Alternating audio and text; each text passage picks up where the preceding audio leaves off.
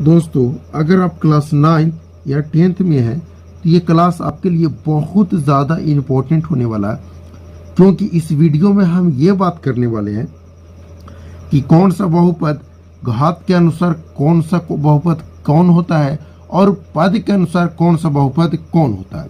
कहने का मतलब कि घात के अनुसार बहुपद के प्रकार अलग देखेंगे, पद के अनुसार बहुपद के प्रकार अलग देखेंगे। यानी हम टोटल देखेंगे टाइप्स ऑफ पोलिनोमियल, यानी बहुपद कितने प्रकार के होते हैं, पद के अनुसार कौन सा होते हैं और घात के अनुसार कौन सा होती है।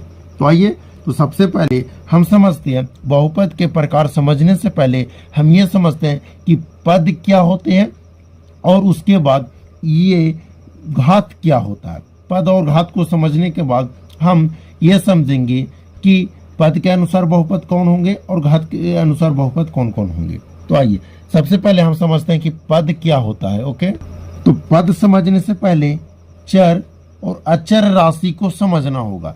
चर राशि और अचर राशि को समझ लीजिएगा, उसी के बाद आप पद समझ सकते हैं। तो देखिए, जैसे मैं कोई प्रश्न बना रहा हूं, उसमें मेरा x का मान आ गया 10, लेकिन आप में से कोई बच्चे भी दूसरा प्रश्न बना रहे, उसमें उनका x का मान आ गया 20। कोई और ऐसा बंदा है जो मैथ बना रहा है, उसका x का मान आ गया 40। कोई एक और ऐसा बंदा है जो बना रहा है, उसका मैथ का आ गया 52 आंसर। यानी चर राशि को समझिएगा सबसे पहले, तो वैसी राशि जिसका मान हमेशा बदलते रहे। देखिए, इधर तो सब सेम है, यहाँ भी x, यहाँ भी x, यहाँ भी x, लेकिन इसमें क्या हो रहा है कि इसका मान जो है वो बदल रहा है।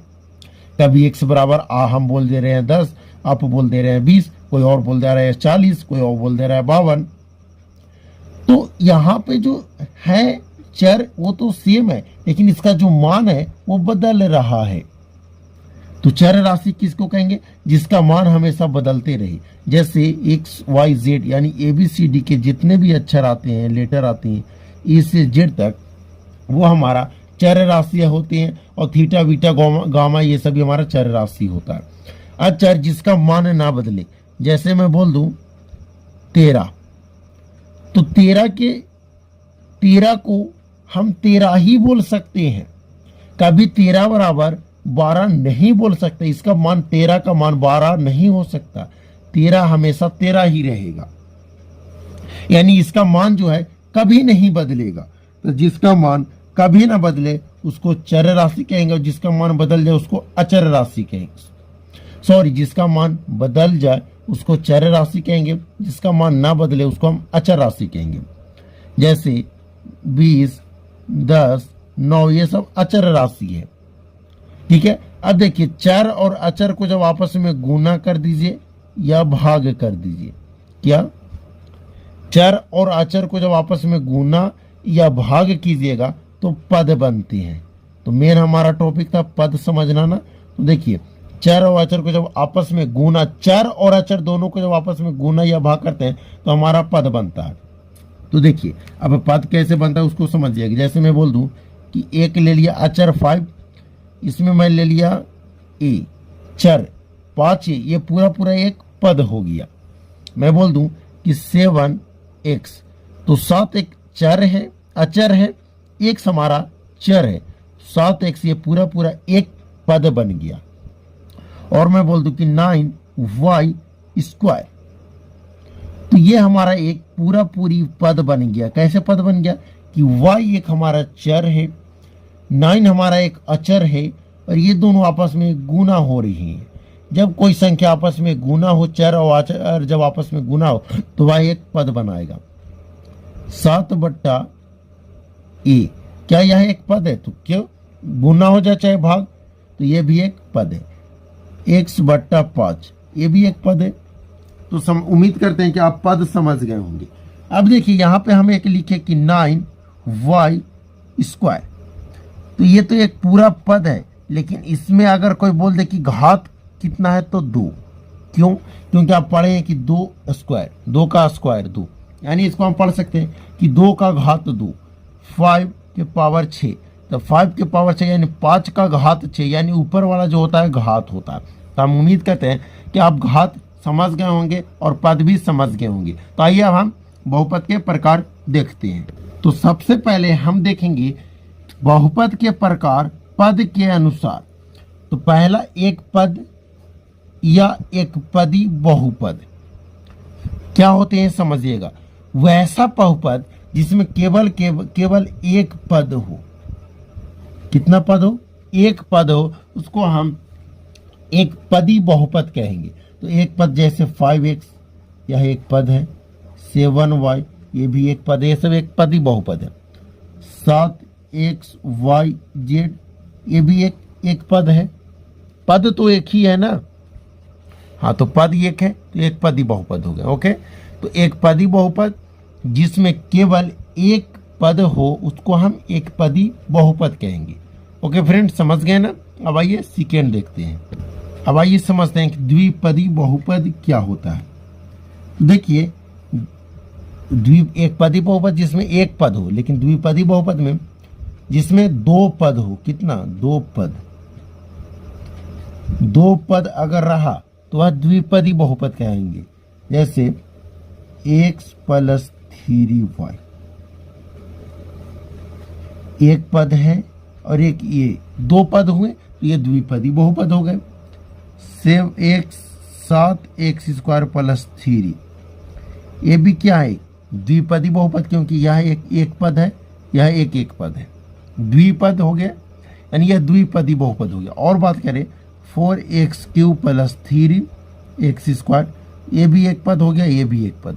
यानी जिसमें दो पद की संख्या जिसमें दो हो जाए वो द्विपदी बहुपद कहलाएंगे। ओके, अब तीसरा जो है वो त्रिपद बहुपद। तो आप तो समझ ही रहे होंगे कि एक पदी जिसमें एक पद हो, द्विपदी जिसमें दो पद हो, त्रिपदी जिसमें तीन पद हो। जिसमें कितना पद हो? तीन।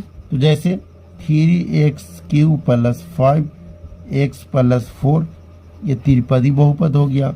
और बात करें 7x 6y 9z, ये त्रिपदी बहुपद हो गए। कैसे? एक पद, दो पद, तीन पद। सिर्फ पद आपने को देखना है, जिसमें तीन पद हो उसको त्रिपदी बहुपद कहेंगे। एक लास्ट है शून्यक बहुपद।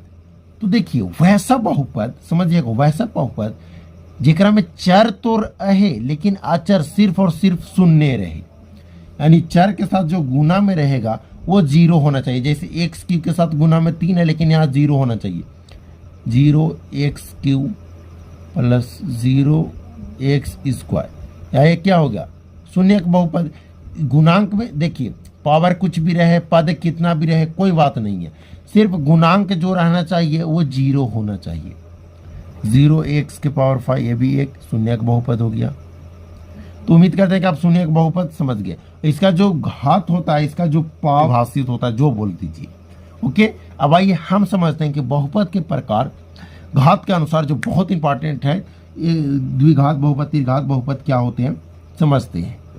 अब आइए हम बहुपद के जो प्रकार देखेंगे वो घात के अनुसार देखेंगे। बहुपद के प्रकार किसके अनुसार? घात के अनुसार। और घात हम बता दिए कि पावर होता है।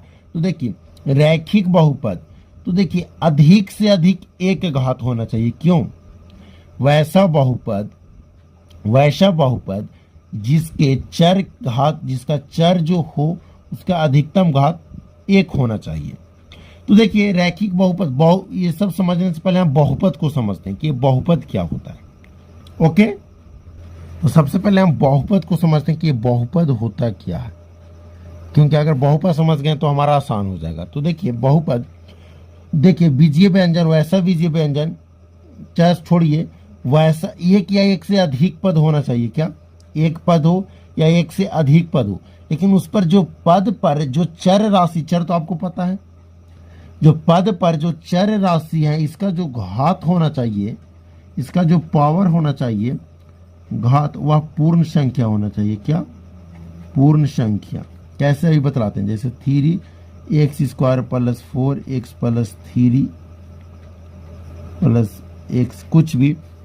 तो देखिए, एक पद, दो पद, तीन पद, एक पद रहे चाहे एक से अधिक पद रहे, कोई दिक्कत नहीं। इसका जो चर राशि, जैसे यहाँ पे सब पे x है, तो इसका जो घात होना चाहिए वो पूर्ण संख्या होना चाहिए। पूर्ण संख्या 1 से लेकर के इनफाइनाइट तक, यानी ना पूरी संख्या होना चाहिए। 2, 3, कुछ नहीं तो एक ऐसी बहुपद कहलाते हैं। समझ रहे हैं ना? बहुपद तो आप पढ़े भी होंगे कि बहुपद वैसा बीजीय व्यंजन जिसका चर का अधिकतम घात कुछ भी रहे, यानी वैसा बीजीय व्यंजन जिसका चर का जो घात होना चाहिए वह पूर्ण संख्या होना चाहिए। ओके, ये तो जान रहे हैं ना बहुपद। तो आइए हम समझते हैं रैखिक बहुपद। तो वैसा बहुपद जिसका चर का अधिकतम घात कितना, अधिकतम